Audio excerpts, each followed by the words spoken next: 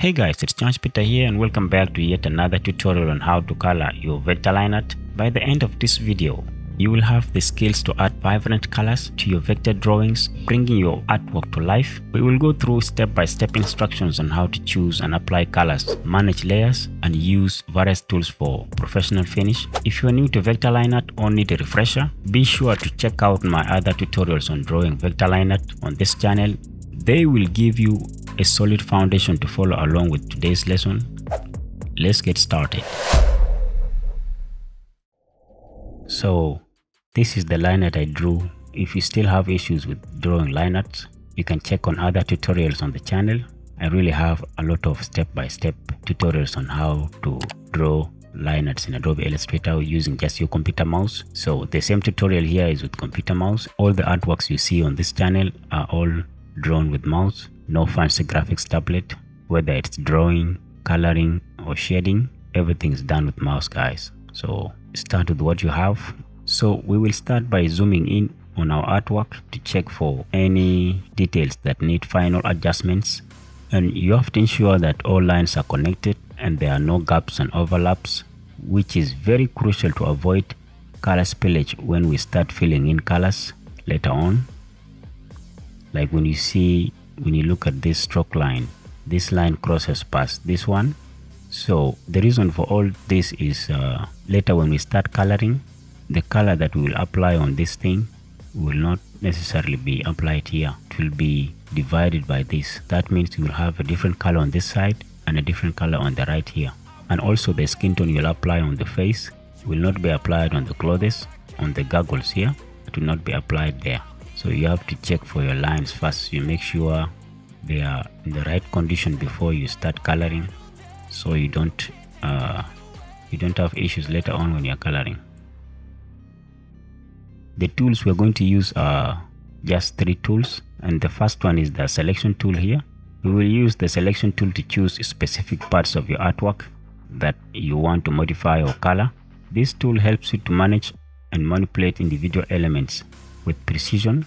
And another tool is the fill tool here.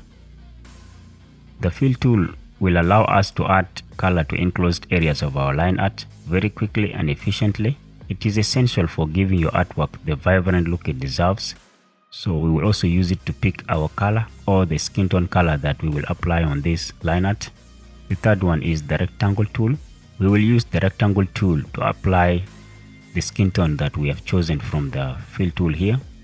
Then we can go to it and we can click on rectangle tool and then apply it on the whole artwork. With all that said and done, let's go to coloring, guys. So go to selection tool and select all your lines, everything. Then you come to object and click on expand appearance to convert our stroke lines into editable vector shapes. So come to Pathfinder here and we're going to merge them all together. And if you don't find Pathfinder on this panel, you can always come to window and you will see Pathfinder down here.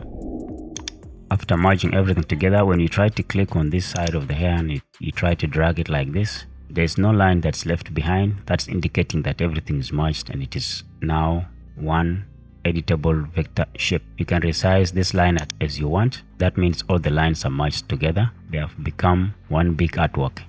So with everything merged all together, the next thing we're going to do is to duplicate the layer here, the line art layer, so we can have 2 copies. The reason for this is that when we scroll up later on, you can always come back to the duplicated layer and then start afresh if you think you've made some mistake. So we will drag and drop it on the new layer icon here, like this.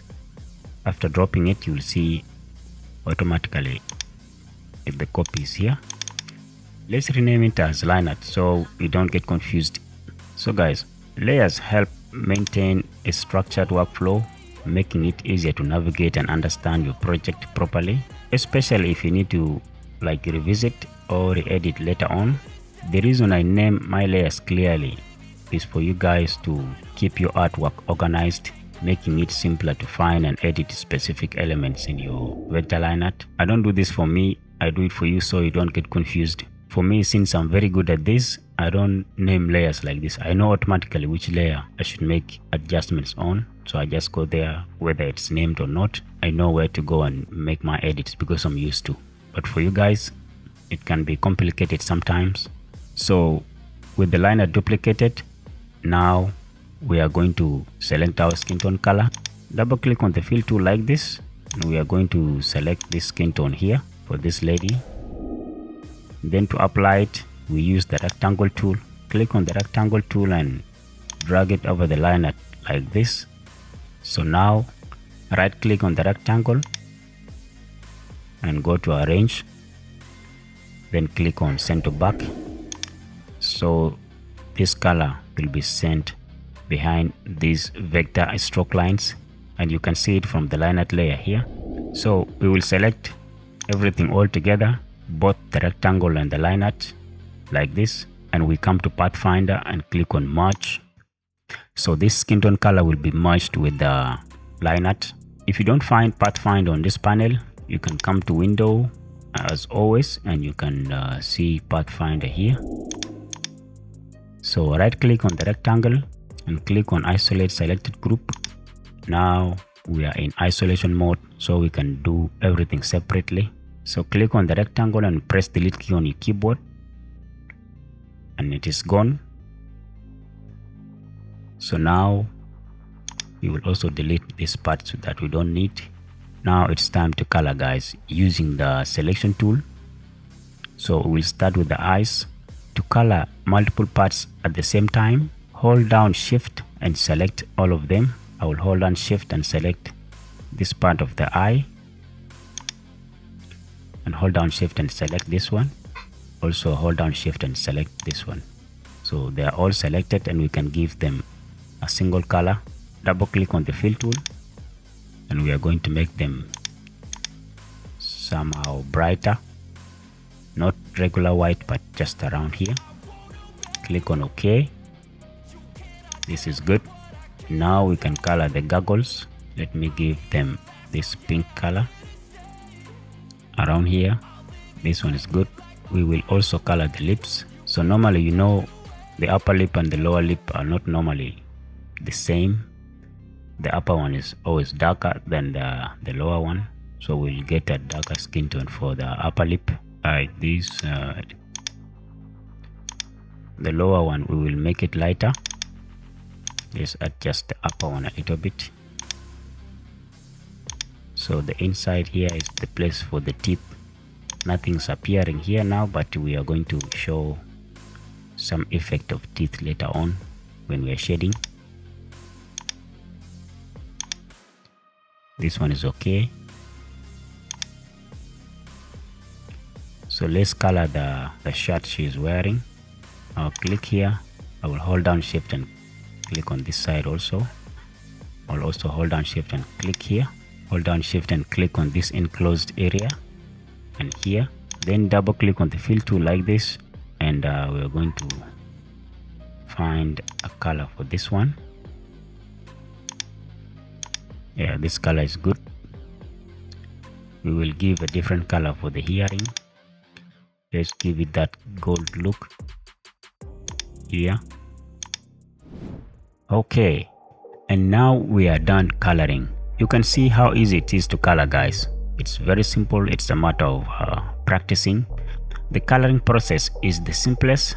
The hardest part is to draw the line art and shading. So in the next tutorial, we are going to give it that realistic vibe by shading it and show you guys how to add shadows and highlights on the face or all over the artwork. We will show everything. I'm also going to show you guys how to make this hair look hyper realistic. So stay on the lookout for that tutorial, guys. And if you're getting value, guys, please like the video, subscribe and turn on post notifications so you'll be notified on the next update when the shading tutorial is out. So I would like to thank you guys for your patience, and I hope you learned something today. Keep on practicing, guys. They say practice makes perfect. So the more you keep practicing, the more you will understand many aspects of drawing vector artworks from photos, and you will get there. In the beginning it's always hard, but later on when you're used to, it's just like eating a cake, guys. Everything will be simple for you. You don't need a fancy graphics tablet. People think things like this can be achieved with a graphics tablet, but nothing. You can use your ordinary mouse to come up with the high-grade professional looking vector art. Once again, thank you guys for watching, and I'll see you all in the next video.